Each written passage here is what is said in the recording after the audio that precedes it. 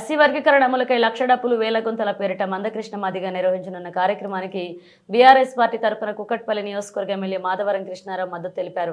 నేడు Moosapet Y junction వద్ద అంబేద్కర్ విగ్రహానికి పూలమాలలు వేసి శ్రద్ధాంజలి ఘటించి వారికి సంఘీభావం తెలిపారు. ఎల్బీ స్టేడియంలో నిర్వహించబోయే కార్యక్రమానికి పెద్ద ఎత్తున హాజరు కావాలన్నారు. ఈ సందర్భంగా ఆయన మాట్లాడుతూ కాంగ్రెస్ ప్రభుత్వం అన్నదమ్ములకు పంచాయతీలు పెడుతుందని విమర్శించారు. కొంతమంది ఎమ్మెల్యేలు సంఘీభావం తెలుపుతుంటే మరికొంతమంది ఎమ్మెల్యేలు వాటిని వ్యతిరేకిస్తున్నారని సందర్భంగా గుర్తు చేశారు.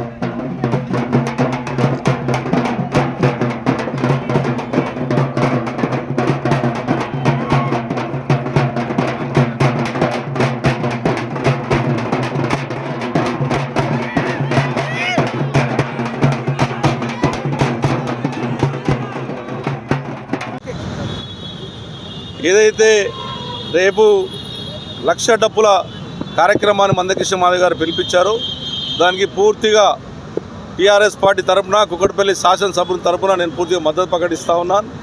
అన్నదమ్ములకు పంచాయతీ పెడతా ఉంది కాంగ్రెస్ పార్టీ.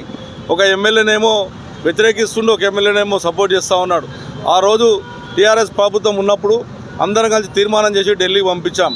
అప్పుడు మీ కాంగ్రెస్ పార్టీ కూడా ఉంది, అప్పుడు సభలో మీ ఉత్తమ్ కుమార్ రెడ్డి గారు ఉన్నారు.